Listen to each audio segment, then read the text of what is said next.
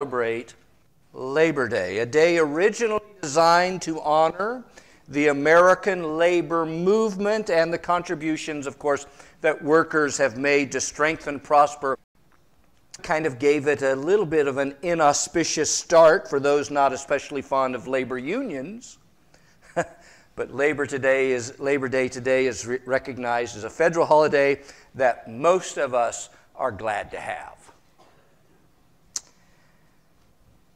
But what does it even mean to celebrate labor when such a large proportion of our fellow working age citizens don't work at all? In 2015, at the end of the Obama presidency, unemployment held steady at 5.1%, but only 59.2% of work-able Americans actually had a job.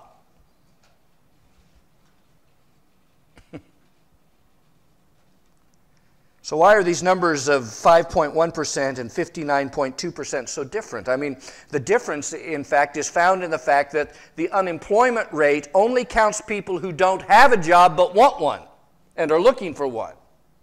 You see, it's the labor force participation rate that is a more accurate gauge of the economy, and it includes people 16 years of age or older who are working or who are actually seeking employment. And that number grew even as high as 62.4% that same year. This means that in that year, 37% of people 16 years of age or older were not working or seeking employment that year. Now, some of these were elderly, and some of them were legitimately, genuinely disabled. But a 2012 report titled, and it's a long title, listen to this title, "The Real Jobs Numbers, 41% of America Unemployed, 1 in 3 doesn't want to work at all." That's the title. According to that article, 33% of Americans are not only jobless in 2012, they had no desire to work. 33% of Americans that year were happy to live on the public dole. 33%. Now, the unemployment numbers have improved significantly since the Trump presidency, but the number of those who want to work, but the number of those who don't want to work but could work probably hasn't changed much at all, if you know what I mean.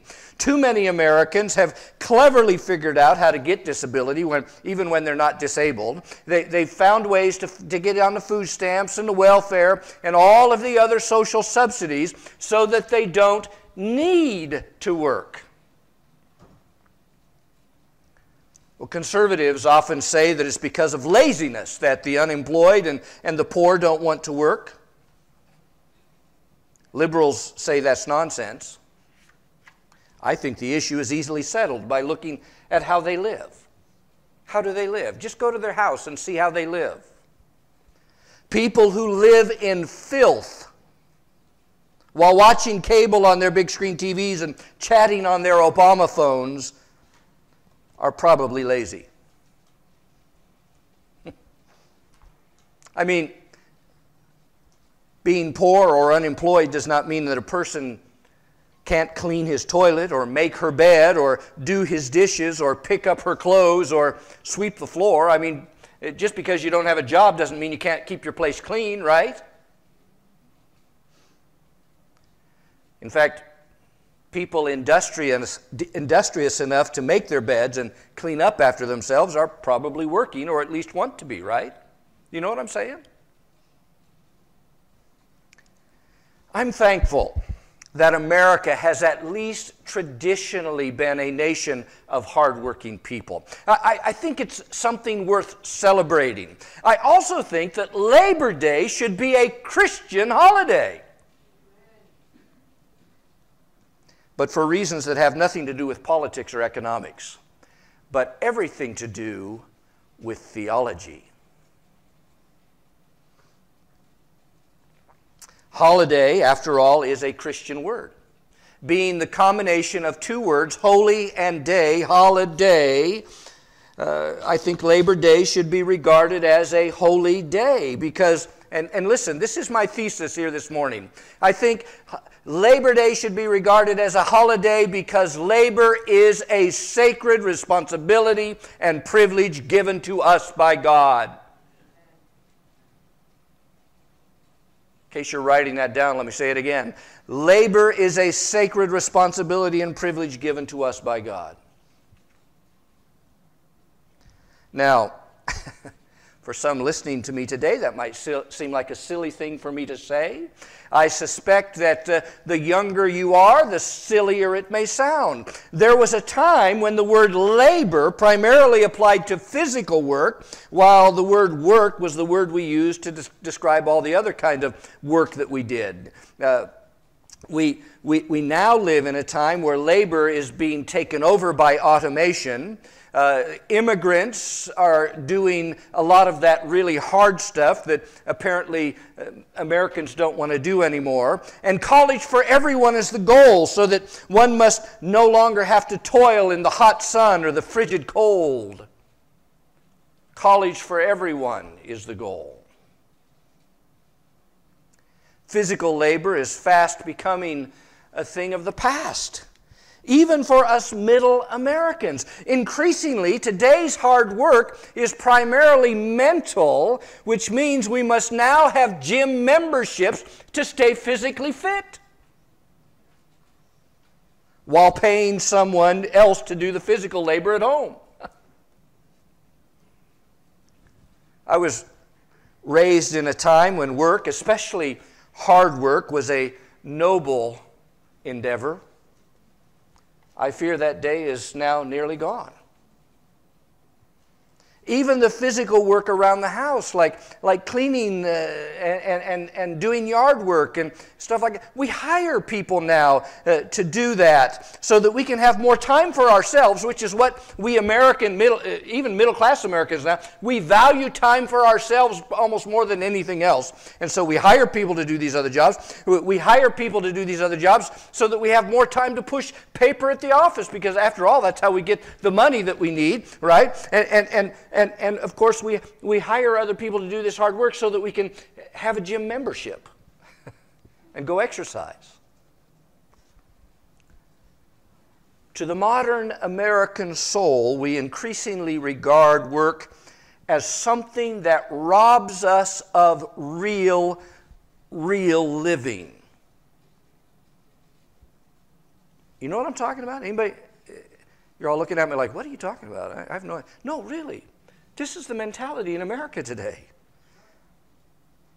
Work is something that robs us of real living. Labor Day is now primarily not a celebration of labor, but an excuse not to have to work.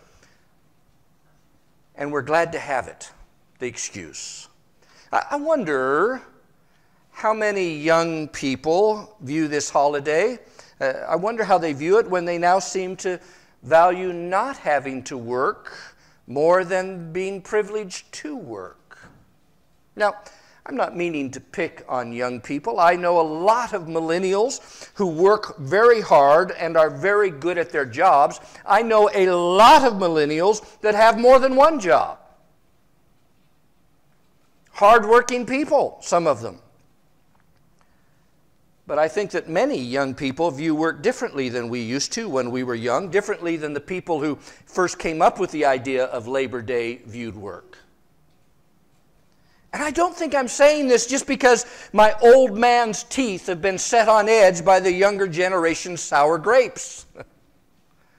Millennials themselves are very clear to say what I've just been describing to you. They say it this way: we don't live to work, we work to live. We don't live to work, we work to live. And this means for them that work isn't an end in and of itself, it's merely a means to an end. And the philosophy sounds really smart, doesn't it? I mean, you're thinking right now, well, wait a minute, I like that philosophy. It sounds like they have their priorities straight because they understand that life is more than being just 9 to 5, right?